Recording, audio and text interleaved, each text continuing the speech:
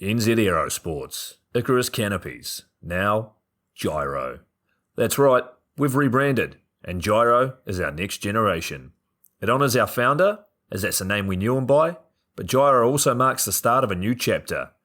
And not to be biased, but it's going to be fucking epic. Long story short, we're more us than ever, so if you're new to the sport, or even a Sky God Ninja Turtle, welcome. I think our valiant leader Lucy, Gyro's daughter, says it best. And we still got that fuck your attitude. Rebrand! Woo! Rebrand woo indeed, Lucy. Anyway, head over to gyro.com for more info and get amongst your legends. I was 19, broke, unemployed, and sold my girlfriend's canopy for drug money. So I thought I better sew her a new one. What a sentence, and what a story.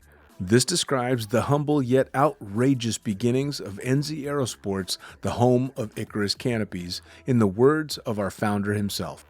From getting a paratrooper toy from his mom, watching parachutes at the DZ as a 6-year-old, jumping off the wharf with a parachute made from bed sheets, doing his first jump at 16, sewing his first canopy on a borrowed machine at 19, and starting to sell parachutes out of a garage in 1986, Paul Gyro Martin had an undying love for the sky. Our company started with one man with the wildest of spirits and a true blue sky dream, a renegade. In the time that Gyro created and ran the Icarus Canopies brand until he passed away in 2017, he pushed everything he had to its limits. We miss him, and we always will. Gyro is the next generation of NZ Aerosports. It honors our founder, of course, because it was the name we all knew him by, but Gyro the rebrand also marks the start of a new chapter, our next jump. Gyro is the space between sound and silence, art and science, chaos and calm. Gyro is a state of epic tranquility that transcends understanding. That moment, in the door, in free fall, mid-swoop, where nothing but the present exists. A perfect balance of euphoria and thrill. Gyro captures our passion for flying and our commitment to designing break-the-fucking-rules canopies that deliver pilots pure, wild flight. Coming straight from the cockpit, it's another episode of Lunatic Fringe with the fucking pilot.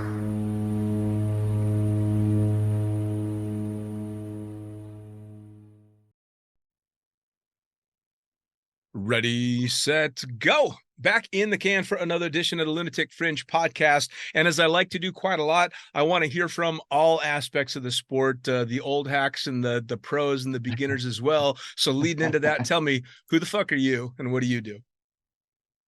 I am Marshall West. I'm a custom painter. That's what I've been doing for like 20 years or so. I kind of got into skydiving by accident. I've surfed. I grew up in Northern California mostly.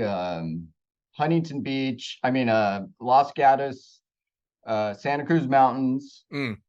Mountain biking, surfing, a lot of skateboarding. And then I moved back down here because my dad lives here in Huntington Beach. And I never really thought of skydiving as, I honestly, I thought it was boring. I'm like, I see these dudes, they're doing formations, and I never really saw it until, like I said, Chris Bryan's the guy that does the wingsuits? He's gone now.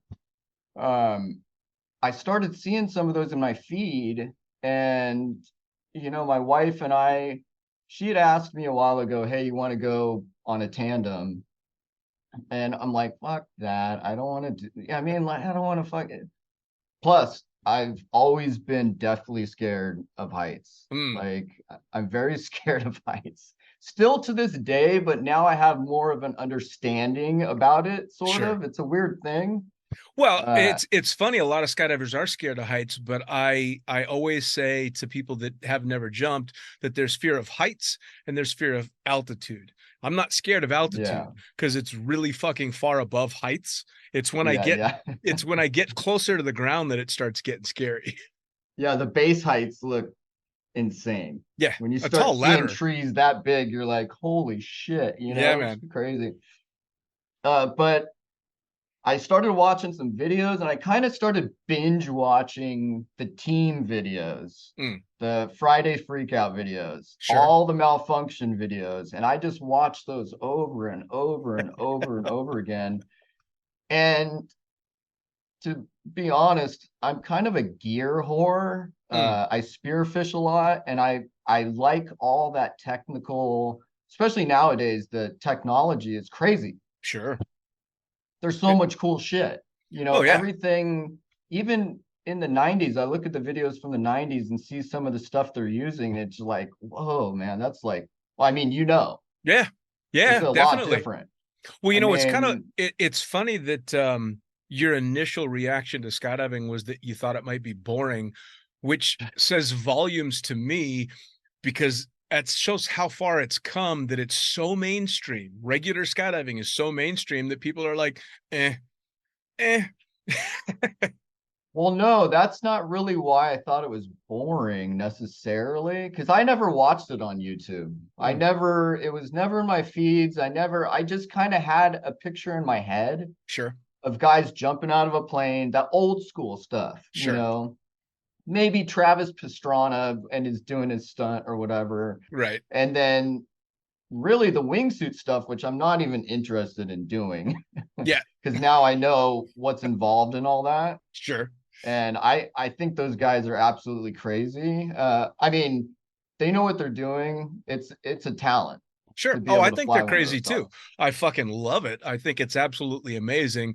And I've had Yeah. some of the world's best on the podcast, and I've told all of them I think they're fucking mental, but it's cool. Yeah, I mean, yeah, I just kind of I've seen some spins and things and people trying to get out and then they got like a horseshoe and all this crap.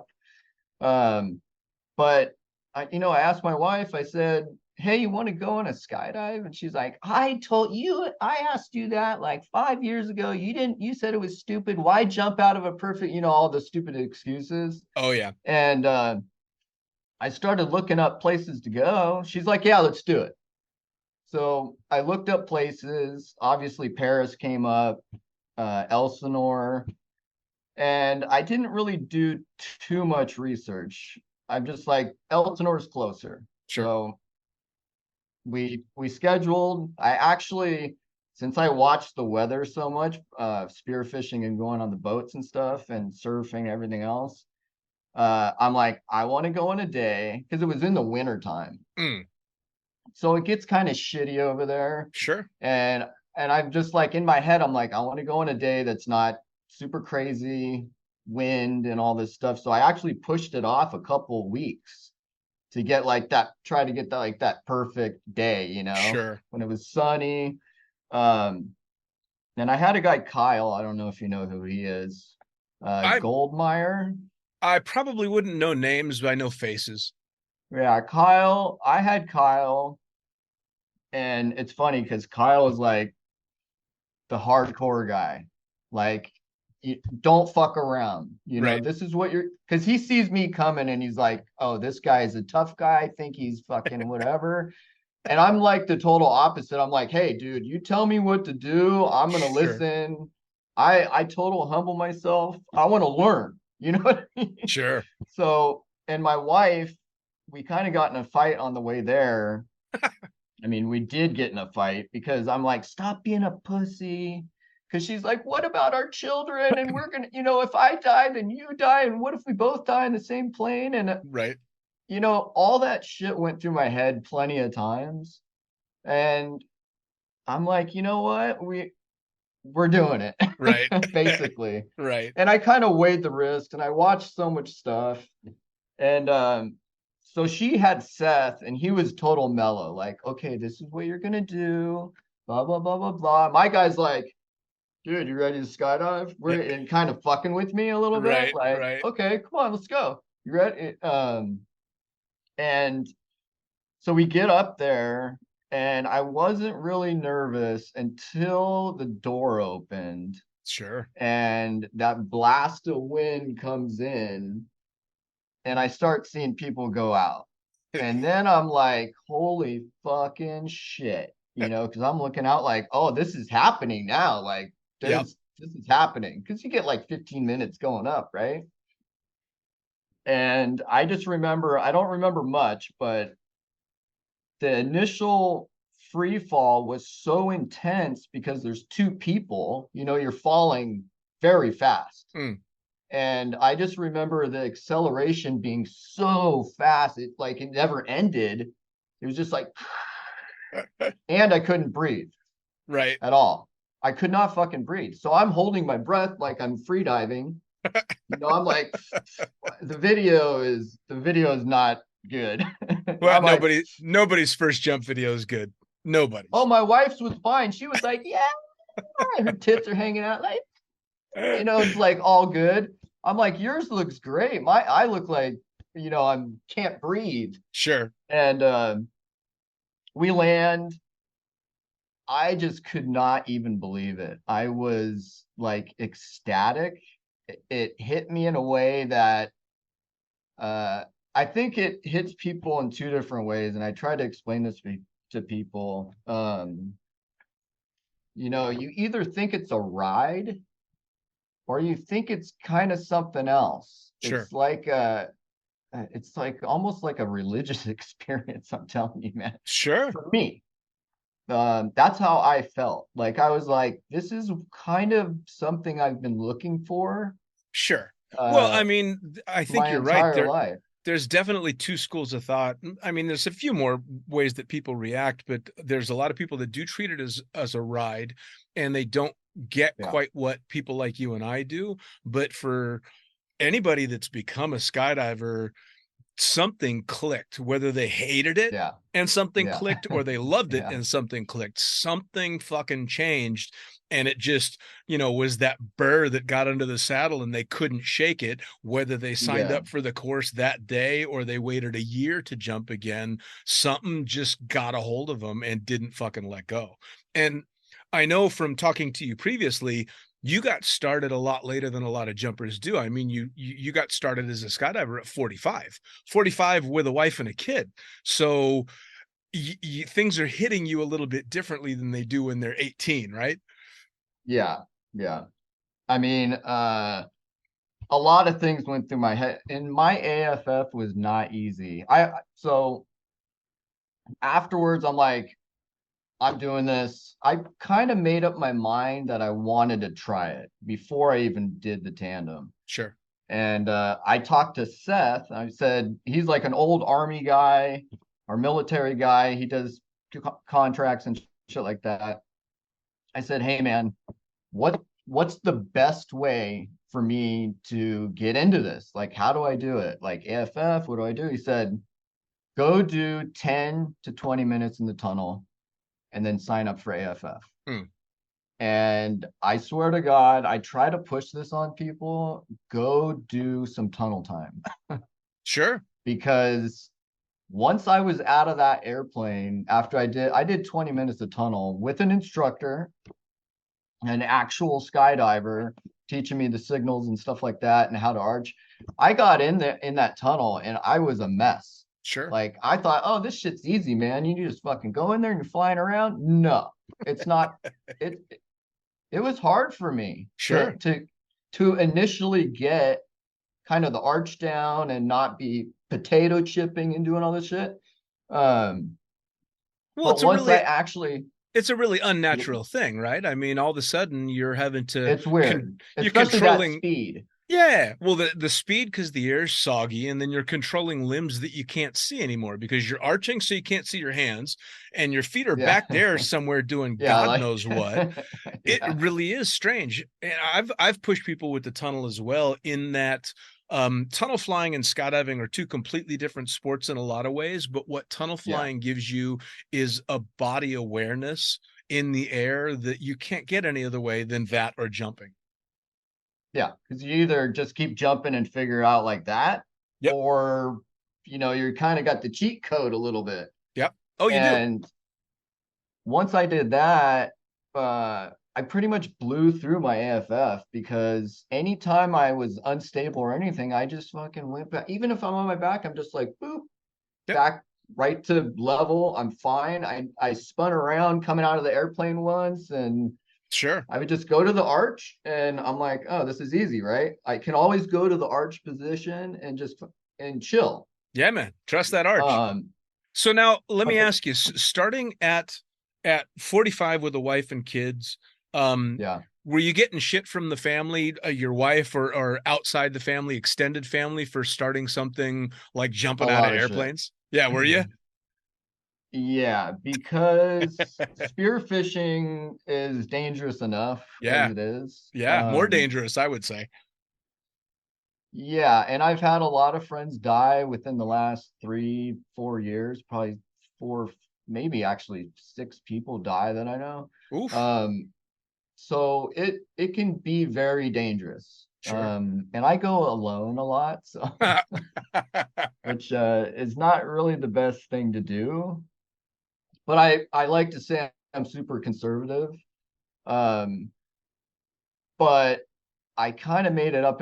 The money thing was another thing, because AFF is not fucking cheap. Nope. It was like $3,500 or something. Yeah. Because I didn't pay for the whole package. I did you pay for each one, you pay a little bit more. Sure. I did it like that because I wasn't going to just blow $3,500. So I'm like, what if I get to level 5 and I say, fuck it, I don't like it. You know what I'm saying? Right. But I dove head in. I bought an altimeter right away. LB, the Ares 2, I got that right away. Like before I even started. I'm like, hey, can I use this? They're like, what if you don't like it? I'm like, I'm gonna like it. I ordered my helmet. I got a Tonefly helmet. Like I ordered that shit right away, right, because I knew it was gonna come, take like months and months and months. After I think my third jump, coach jump, whatever, or the third level, I ordered a container and a whole rig through Aerodyne. You were ready to go. Yeah, I'm like, because my body size is so messed up, like nothing fits me right, and it's just a little bit, I just don't like it. Sure. When I buy the gear, I want it to work and be functional. Otherwise, it's going to bug the crap out of me. Sure. And I figured, hey, if I need to sell this thing, I can sell it like instantly, because the lead times are so insane. Yep. But the thing that really screwed me was, I think it was in November I started. I have my logbook, I can show you, but it's like that the weather during that time was when we were getting tons of rain. So I would have to wait probably 2 weeks in between jumps. Oof, that can make it tough. And I would wait around all day to do one jump. And then I would have to drive an hour back to Huntington and then freak out again for another 2 weeks, thinking about, fuck, I gotta, because it builds up on you. You're like, oh, that was amazing. And then you start thinking about it again. Oh, yeah. And my instructors were very good, but they weren't fucking around. They were like, if you need to go in there and watch this video 25 times. You need to come out here in the mock-up. You need to do that 25 times. Get on the creeper, do that 25 times, and then show me. And if you don't get that right, you're going to start all over again. And if you miss anything on the jump, I'm going to fucking fail you. And I was like, God damn it, man. This is fucking intense. So that was because once I got to solos, I didn't fail any levels. I did well, mostly because of the tunnel. Sure. Because a couple people that I was with were just on their back spinning, doing all kinds of shit. But they didn't do tunnel. And one of the guys was a speed paraglider. Wow. And I mean, obviously he could fly a canopy, but flying his body was a completely different thing, you know? Sure. Well, I mean, the And courses can definitely get intense, and they can bring out whatever weaknesses you've got really quickly. But oh yeah, also, you're saying you're waiting a week or two in between jumps, so the fear is building up. And you oh said yeah, you it's you right got back. sure. Well, and you said you were getting shit outside of jumping for getting started in it. I mean, I'd imagine starting at 45, you must have had family going, "What is this, a fucking midlife crisis? What is this shit?" Well, it kind of is in a way, but Sure. my whole thing, this is how I looked at it. Like I was saying, I was hitting the gym very hard. I'm a big cardio guy. I've always mountain biked really hard. I like that feeling of just pushing your body cardio wise and Sure. just everything. So I just kind of dove back into that. And I'm like, you know what? And I told my wife, I'm like, you know what? I don't want to be the old dad at the fucking, school coming to pick up my daughter. I want and if I go in, if something happens, you know what I mean? Like I want my daughter to look at and say, my dad did what he could to be a badass Sure. and he lived his fucking life. Not Sure. some dude that's, you know what I'm saying? Like Oh a yeah. lot of people now, I think, even some of my friends, they just kind of let life pass by and they're like, oh, I'm 45, it's pretty much over. Right. Well, I mean, And I like, think I think 2020 was a big wake up for a lot of people, because a lot of people are like, "Oh shit. This is like I haven't done a goddamn thing, and now I'm not even allowed to leave the house." So that kicked a lot of people in the ass. And for me, I continue on with that stuff because I see what happens when people don't do this kind of stuff. And shit, I'm 10 years older than you, and I intend to be a kid right up until they put me in the ground, you know. So it's that's the motivation. I think it keeps you alive, right? I mean, it Sure. kind of keeps your brain working. And I'm hoping that's going to happen for me. I like to think I jump conservative. Everybody says that, I guess. But I want to jump for a while. I want to preserve my lifestyle of skydiving Sure. and not get hurt. I want to try to not get hurt. And I'm not in a hurry to really, do anything crazy, especially with canopy stuff. I'm flying a fucking 190 Sure. and that's what I got, a low pack volume 190 that I just bought. So I got a really small rig so I can free fly. I can do all that stuff easily still. Um, and I'm happy with that thing, man. I like Sure. flying it and I want to fly the living shit. So the other thing I'll tell to like newer jumpers than me, like especially people that are out of AFF, I think it's very, very important to take a goddamn canopy course. Oh yeah. Oh, without a I doubt. took flight one at like 31 jumps. Yeah. I had Jason Moletsky on, who of course is one of the founders of Flight One, and Yeah, okay. I mean, he talks about the incredible success of the courses, not only in how many people that they've had through, but in what it teaches. I mean, it's absolutely invaluable. And back when I started, the only canopy lesson, canopy coaching that I got was fly that thing till you can do everything with it, which is great advice, but it doesn't really Yeah. tell you when it's time to step it down. Between you and I, the only reason that I started downsizing was because back in the day, you could start working in the sport a lot earlier than you're allowed to now. And I was shooting tandem videos when I had less than 100 jumps. But I know, I hear that shit. I couldn't beat the tandems to the ground because I was flying an old F-111 190, and I'd have to, as soon as I was open, bury a toggle just to make it to the ground before the tandem I was filming. So I Oh, only wow. downsized out of Well, those were necessity. 290s, right? Weren't the Um, tandems then like uh, 290s or some shit? no, they were bigger than that. 240s, 300s, yeah, Okay. massive canopies, Okay. 500s. Yeah, yeah. It was, or pardon me, 340s. Yeah, just massive, massive canopies. And I still couldn't beat him down. So I only downsized because I had to. Otherwise, I was on the slow track and in no particular rush. Yeah. And actually during my canopy course, it's like a 2-day thing. And I stayed at Elsinore, and because it's super cheap to stay there. And but those 2 days were the worst days as far as wind.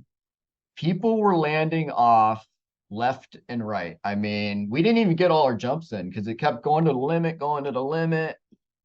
So we'd get like maybe 4 jumps one day and then maybe 5 the next day. And people were getting absolutely wrecked. Sure. And at that time I was on a 210, I think. I just got on a sport rig. I mean, I just got out of AFF, so I'm on a sport rig, like a 210, and didn't really know much about it. And a dust devil picked up my canopy after I landed. Ooh. And it pulled me into the runway.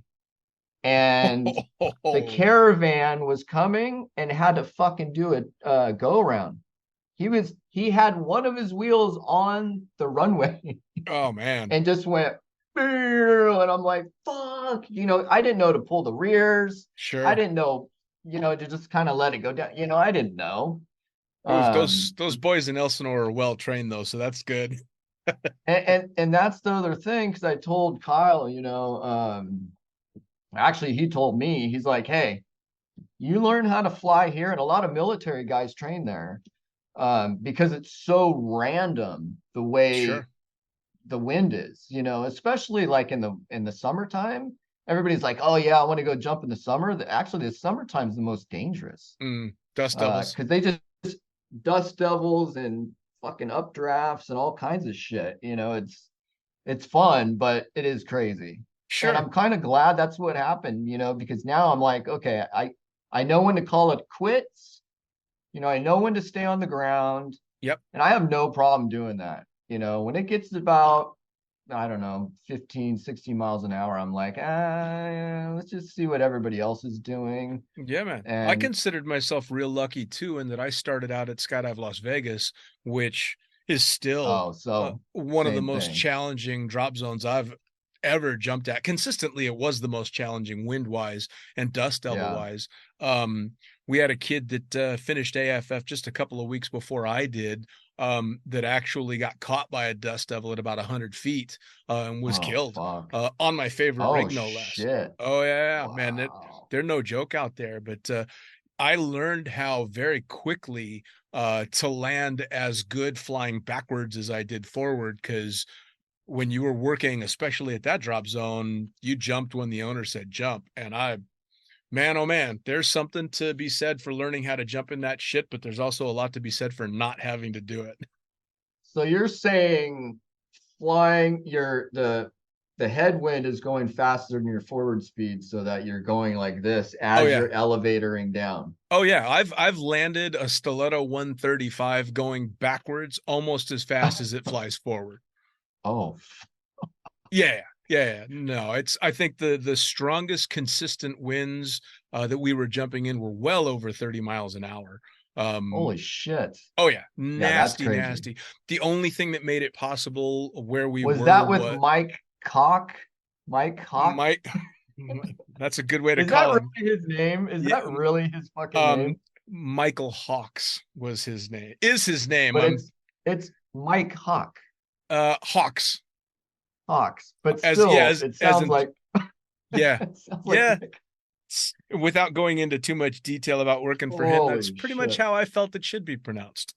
Okay, yeah, I know you didn't like him, so I listened to all your podcasts. I'm like, you were a big fan, I guess. No. I mean, it was a trial by fire out there, and I learned a lot, man. I learned a shitload, and there was an incredible crew out there. That we had a great time and did a lot despite who owned the place. Luckily, he doesn't own that anymore. I have no idea what he's doing. Could care less. Yeah. That's crazy. What So else I wanted to ask you about? getting started in Elsinore. I haven't been to Elsinore in a long time. In fact, the last time I jumped to Elsinore was in '98. So it's been a few Oh, years. really? Oh, Yeah, shit. Okay, okay, been a yeah. few years since I've been out that way, but I hear obviously wonderful things. It's still, one of the places to go, especially in California. So the community, walking into it as a 45-year-old new student, how did you feel about all that? Well, there's a couple things. I don't drink and I don't party anymore. So like I'm like 14 years sober now. Nice. Uh, but it's not like any of that shit bothers me. Like I Sure. can easily hang out. But I was so like, especially during AFF, normally I just went home after that. I jump, Sure. I could be sitting there all day. I jump, go home. I have obligations. So I've never really been able to hang out, which sucks. Mm, Just because of those things. And plus I don't have my own rig, so it's like I got to deal with all that shit. sure. Once I have my rigs come in the middle of November, hopefully. So after that, I'm hoping that I know everybody. I Sure. I know a lot of people, but I don't really get to hang out Sure. because of my family and stuff like that. So I'm going this weekend to Chicks Rock. It's 6th, 7th, and 8th. Nice. I'm going Friday and I'm going Sunday because I can't stay. It's just like a whole thing. But as far as the community, I've never had a problem with that. I'd like to say Kyle's kind of taken me under his wing a little bit, but I mean, I don't know, it's Sure. like Sure. he's definitely been super tough. Like I think on my third jump, he was maybe it was my fourth. Yeah, because it was just him. We're out the plane, he's holding on to me, and I'm doing something, and he's like, bam, right in my head, like fucking arch, fucking arch. And I'm like, I fucking love that shit. Yeah. Like I like that. I like, hey man, like this is a serious thing, Sure. and I hate to think that skydiving is turning into something that's not that, because from what I've heard from you, it seems like since it's so mainstream and there's so many more people, it's like spearfishing's almost exactly the same thing because of YouTube. I think a lot of people see it on YouTube, they go out and they're experts. Sure. And I never took spearfishing like that because it's a dangerous sport. Sure. I went into skydiving. I took in all the information that I could. I mean, I have been since I started. I just podcasts, everything, Brian Germain's things. I've got all that stuff. I got the Sure. Crave thing now, and like, Sure. which that stuff helps. But I think a lot of people go into it and don't know what the fuck they're doing because they see it on YouTube, and that's it. Sure. They think you can land a fucking wingsuit. Hey, Which I guess you can. Let's say, okay, technically they're right. yeah. Yeah. No, they are right. Technically they're right, right? It has been done once. Yeah. Well, I'm sure plenty of people have landed them, just not a yeah, lot. right. So The thing with skydiving and the YouTube generation and the social media thing is a lot of people will show up to the drop zone thinking that they've got it all handled, but that's self-correcting pretty quickly. You either end up with the mentality that you have, which is oh shit, I need to pay attention and learn from these guys, or you don't end up a skydiver. It just doesn't happen. And one of the really cool things that I still love is every instructor's kind of got their own way. And it sounds to me like you've got an instructor that was probably quite a bit like me in that when you vibe with a student, I'm going to have no problem if I know how you learn, popping you on top of the head and going, the fuck? Come on, get back here and do this with me, because they know I'm just trying to, hey, here's a tap on the shoulder, man. It's time to get serious about this. But obviously different instructors work differently with different students. And so I think there's still a great variety of how people can handle it. And if somebody knows that you receive that kind of thing well, I think skydiving is the place that you can get that kind of learning environment. Yeah, and the crazy thing about him, I learned later that he was a smoke jumper and they were jumping square parachutes. I'm like, and he's like, he started at Elsinore. He's like, ah, this is fucking, I can land in that fucking little tiny thing here, like All right. it's almost like a base jump landing area, when you're smoke jumping, I guess. Yeah, depending Um, on where they're going for sure. yeah, and the other thing I wanted to ask you about, I know you said the pack. I've never flown in a pack. Oh, it's That's fun bird, one of man. your favorite. Yeah, well, And that was my first love. That's the first turbine that I ever flew. Ray Farrell, the guy that used to own Skydance Skydiving, was the one that kind of helped tweak the design and then bring it to the United States from New Zealand. And so the one that oh, I was trained in was actually the first Pac 750 ever in the United States. Actually, correction, the first one is still like 100 miles off the coast because it crashed on the way to the oh United yeah, States. that's right. But Yeah. yeah, so I trained in Davis flying that and had an absolutely amazing time. It's just for a tandem oriented operation, I don't think there's a better plane. I personally, I like it better than the Caravan.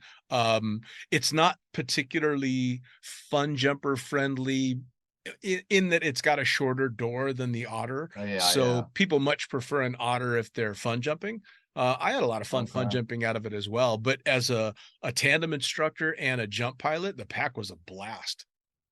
So what's up with I flew my favorite is the Caravan because it seems so fast and Mm, you get up to altitude very fast, at least with the ones from Elsinore. mm, I guess they've got some whatever that's makes them faster or whatever. sure, But I flew in the Otter and that thing was slow as shit.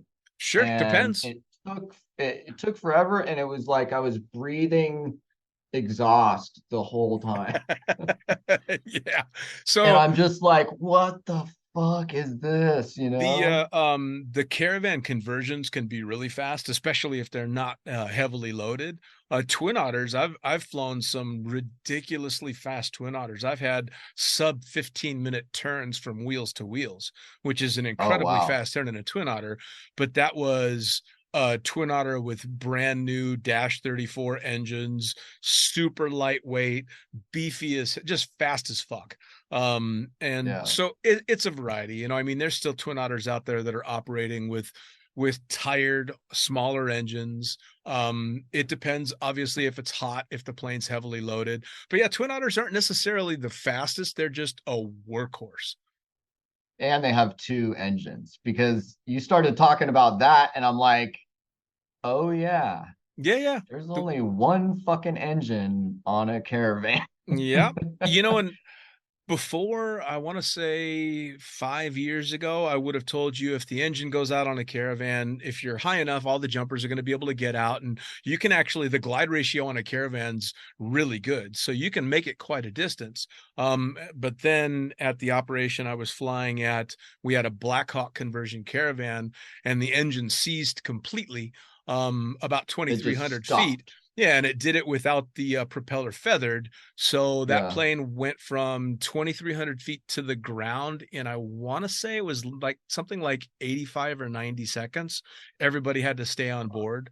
Luckily, real heads up instructor in the back kept everybody in their seats, and a really current heads up pilot got it safely landed. But sketchy, scary. And So that's that video, right? The video where they land next to the road. no. There's no video of this. And that particular plane, after it landed, caught fire and burned to the ground. So that Oh plane does shit. that plane doesn't exist anymore. Now, that being said, I've had a number of single engine situations in a Twin Otter, and I don't enjoy flying a Twin Otter on one engine, but it's nice to Yeah, know yeah, you can yeah. do it if you have to. I mean, yeah, it's better than nothing, I would assume. It's a lot better. It's a lot better. And I mean, that all boils down to, pilot training and all that. If you've got a pilot that can handle it well, then single engine or multi-engine, a good pilot's gonna, do the job for you. And one of the benefits to drop zones like Elsinore where you're jumping is they have great training programs for their pilots and extremely experienced guys. You know, drop zones like Elsinore and Paris Valley and Chicago and all this draw pilots that want to stay there and fly there, and they take good care of them and they train them really well, because I mean, shit gets dangerous. Yeah, that's really I'm always scared of the takeoff. Yeah. Oh, sure. Absolutely. You know, because I'm like looking down, I'm like, hey, we're at 1,000 feet and it still looks like we're on the goddamn ground. Yep. And you hit the ground anywhere around there. I mean, there's places you could go, but it's gonna be a very fucking bad day. Oh, yeah. And it just looks like shit, you know. So I'm always scared about that. Um, what do you think as far as tandems? Do you think there's ever going to be free fly tandems or head downs Oh, there has in the been. future? In Well, okay, I know that, but I mean, as a thing, since base No. jumping is doing tandems, do you think there's ever going to be?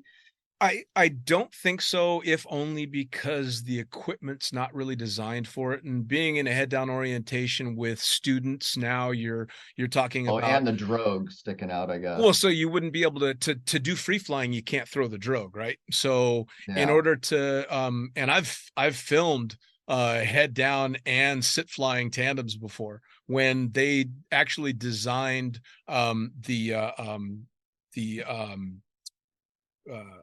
the relative workshop tandem rig, and they were using or building the smaller tandem rig. They actually brought it out to Skydive Cross Keys, where a bunch of us were working, and said, as long Hmm. as it's an instructor on the front, you guys can do whatever the hell you want with this rig. We're just kind of beta testing it to see what it can take. And so we're rolling out of the helicopter and sit flying and head down free flying and all this stuff. Wait, was that stoner rig or whatever it's called? What was that No, one no, no, rig no. you're This was the talking about relative that? workshop, the tandem rig that's now the Sigma, the Micro Sigma, that's Oh, okay. like So, the standard tandem rig. That's when Sigma was coming out. Not to okay. to age myself too much, but the thing with free flying is you get to those incredible speeds on a tandem, and now the smallest movement from a student can do God knows what. You know, it's just too unpredictable. It's just not safe enough. Yeah, And I tandems gotcha. are that introduction, right? They're that, hey, this is what's, Go do AFF yeah, this is if you what's want to out do anything there. else. Exactly. Yeah, You know, it's that yeah. first taste. And I would always tell people, I'd have students ask all the time, hey, can we do flips and do this and do that and the other thing? And my response would never be to say, yeah, of course we can. It would be, I promise you, none of this is going to be boring. And of course, I wouldn't do flips out the door. I wouldn't do all that crazy stuff. And of course, they were always like, oh my God, that was fucking incredible. Yes, of Yeah, course. they don't even know No, what's happening. no, Yeah. no, absolutely not. Um, Yeah. So Another I, thing I kind of, yeah, yeah, please go go ahead. for it. No, go ahead. Oh, I just kind of wanted to get this in there as far as my AFF and new people and tandems and everything else.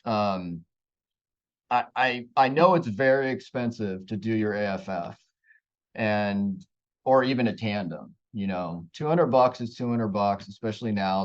Sometimes it's 250 Yep. plus the video and all that shit, right? But I made it my mission, even when I had, 1 through 3, I had 2 instructors. I made sure I tipped the shit out of those guys. Sure. Sure. um, they are very underappreciated, I think, by a lot of people because people just say, "Oh, I'm paying all this money. Why should I, tip these people?" Um, I pay when I have a packer, I pay $10 a pack job for my rig. It's normally 7, I pay 10. Sure. Uh, and I give them a $30, $40 tip on top of that. Just because I see these, I've been in like manual labor type shit my whole life. Mm. And those guys are workhorses. And I really feel like if you're going to get into the sport, make sure you take care of these guys that are just turning these loads like absolute maniacs. And the guys filling the plane with gas. Tip Sure. the fucking pilot. Tip the guy picking you up in the van. Wouldn't that be something if the pilots got tips? Yeah, no, I've done that shit. I fucking bring beer. Make sure you bring some beer. I mean, if you can't afford to tip somebody, bring some beer Sure. and do that. And I think that's kind of what made me seem like less of an asshole just from my face, 'Cause I think a lot of people I give them maybe the wrong impression right away. Sure. I just get that a lot, So I want to really humble myself and say, hey, I don't know shit. Sure. Just teach me. You're the expert. You tell me what to do. And that's how I want to learn, Sure. Well, and that's honestly, Um, that's a good way to go into a sport like skydiving, is knowing that somebody always knows more than you. And oh yeah. to this Oh day, fuck, I'll never know. there's people that know so much more than I do, and I Yeah. think I have a pretty good handle on what's going on. But the fact of the matter is, I'm still learning every day about the sport, every person that I talk Yeah. to, which is With the amazing. tunnel and shit, it's crazy. Oh, I dude, don't mean, even get me started on the tunnel. Those fucking it's guys, fucking crazy. man, because I started out as a Bro, tunnel instructor at that's right. Flyaway in Vegas, and Yeah. cut to walking in the tunnel in Dubai with the rock stars that had been flying there forever, and just shaking my head, going, I don't even want to fucking get in there. This Man, is you guys insane. got hooked up out there. Yeah, I kind of got in at the very end of the golden age, but Oh, so it wasn't really as oh no, I had a great time. Don't get me wrong, man. I was very well taken care of, especially when I first got there. I walked around in yeah. a daze going, I get to do Holy what? shit. Yeah, it was amazing. And still is, I mean, they've got an incredible operation out there, but the golden age, yeah, there'll never be anything like that in skydiving again, ever. Yeah, that shit Ever. is crazy. I hear some of Yeah, those man. stories and it's Yeah. unbelievable. Um, just one more thing. I'm kind of going into obviously I've been doing a lot of belly flying. I only have 70 jumps, but I've been doing a lot of the Excel courses. And I don't want to talk shit on anybody. Uh, but I want to learn more free flying. So actually I've been doing a lot of solo jumps Sure. uh just to do more tracking jumps, more head down jumps. I did take some coaching for some back flying. But I really like head down very fast, and I also want to try to get into speed flying, Sure. just the like Oh yeah. just try to I love going fast. Um but obviously it's very hard to do that unless you're getting a lot of coaching, first of Sure. all. Which I don't always have the money to do that. Sure. And I wish there was a way, because there's an Excel course at Elsinore and it's very good. All these guys are very good. Um and you can't really even start tracking until you have about 200 jumps, Sure. because they keep it very low. I think it's like maybe 3 max, the leader and then 2 other people, which is obviously the way to do it. But I wish they would kind of incorporate more of everything at the same time. Like, okay, you're going to be doing belly, but maybe you can get into a different, you know what I'm saying? Like, Sure. Well, I mean, I guess that's not how you do it, but I think now that there's so many disciplines, and you might end up on your back, you might end up free flying. Every rig should be free fly friendly, I think, mm, not because not you having know, been in an AFF school or dealt with rental rigs in a very long time, I can't speak to what most operations have. I would assume that most of them are pretty bulletproof, but it depends. Obviously, in smaller operations, that's not going to be the case. And it's good that you're paying attention, and it's incredibly important, especially when you're at the phase that you are, that that the gear you're jumping is up to the task you're oh putting it yeah, towards. yeah, So for making sure. sure that your shit's free fly friendly is a big deal. In regard to kind of branching out, obviously coaching gets pricey, but the cool thing is, being where you're at, where you've got both Elsinore and Paris Valley relatively within reach, there are so Yeah. many people that are going to be roughly at your skill level that you're going to be able to kind of match desires and get just a little bit of coaching that can spread out through that group. And someone else has gotten coaching that you haven't gotten yet, or they learned something that you haven't learned. So you start bouncing off of each other. And next thing you know, you've got that 200 jumps and you're with the group that's doing that. That's the benefit too, is being at those operations, is there's going to be a lot of people that are going to be in that area. Yeah, there definitely are. Yeah. Or they're going to be people that are well above your experience level that absolutely love taking on younger jumpers. I've had many, I'm sure you've heard on the podcast, many people that just absolutely get off on grabbing the young pups and taking them up and showing them shit. Who doesn't like to be the big fish? Well, if I'm really good at tracking, but I suck at everything else and you suck at tracking, I get to teach you how to track. That's fucking fun, Yeah, man. that's true. I've had it happen a couple times, but I think a lot of it's also my fault because, like I said, I don't have a rig yet, so I'm Sure. still renting. So right now I'm kind of just waiting. So Sure. I stay current enough to not have to redo it. And I think then I'll get to hang out more and kind of Sure. talk to more people. I know a lot of people.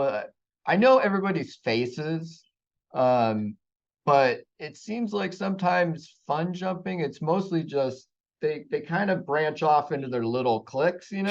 Sure. You got the swoopers, then you got the angle flyers, Sure. and then you got the fucking free flyers, and I always see them together. Sure. And I mean, I guess it's just an experience thing. You got to just put in the time. I understand that. Well, I put in the just time, can't. and honestly, the other thing is just be that guy. Be that guy that walks up and is like, "Dude, what are you doing? Can I come?" Or if I can't come, where do I need to get to be that guy? And the other advice that I would give, especially because you're doing this on your own and you're kind of splitting time between family and this, Yeah. drop zones on the weekends can be incredible places to take the family, even if they're not jumping. You've got you say a 2-year-old daughter? She just turned 3, so So talk about an incredible age for her to be sitting on the ground and your wife to be going, "That's dad."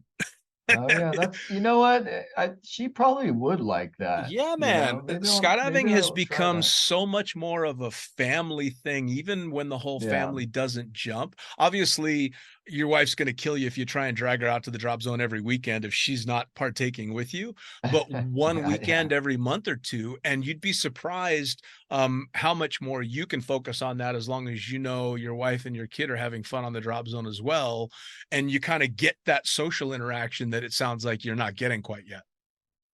Yeah, yeah. I get, it's just time. And and the other thing is we're moving Uh-oh. to DeLand. Oh, well, shit. Wow, if you're moving to the land, that's problem solved. Yeah.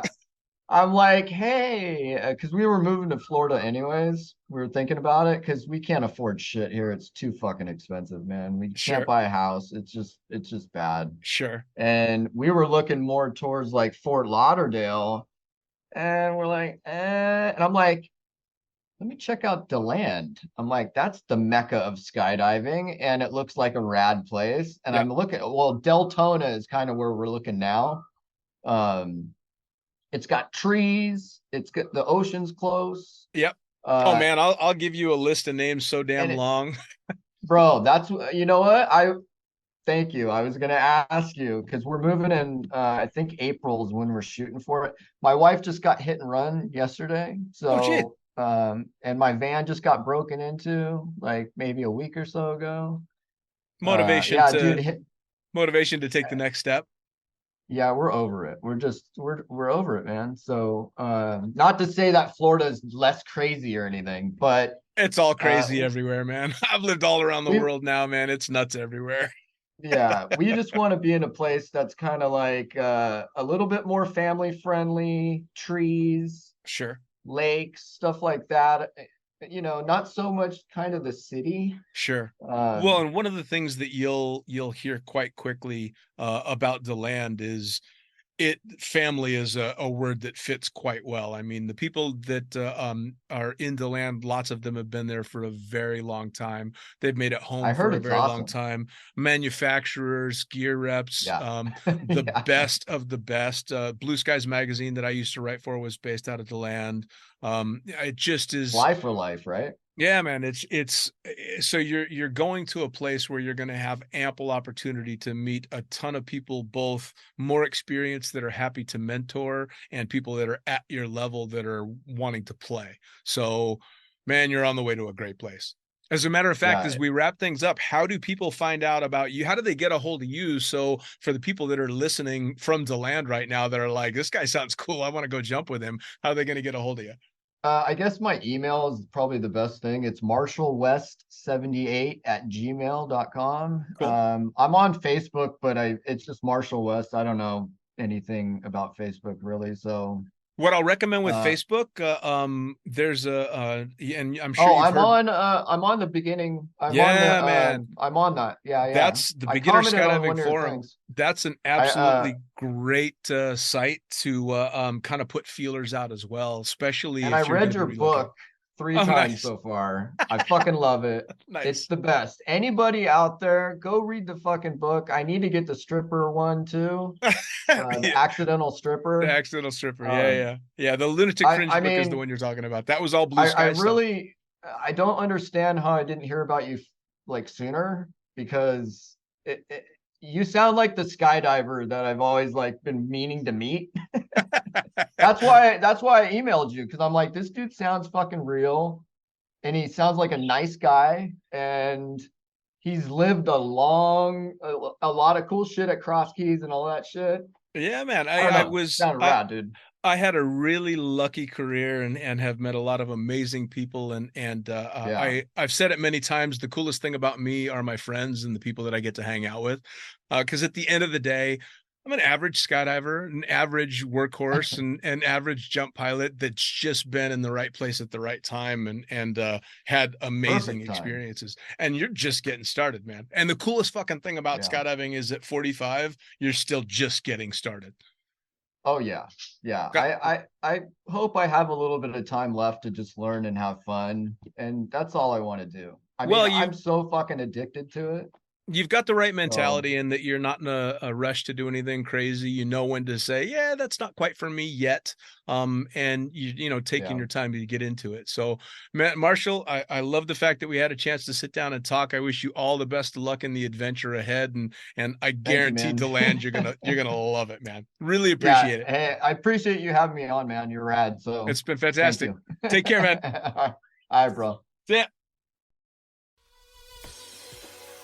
Well, there you have it. Another episode of the Lunatic Fringe podcast brought to you as always by, well, wait, not as always, actually. Brought to you now by Gyro.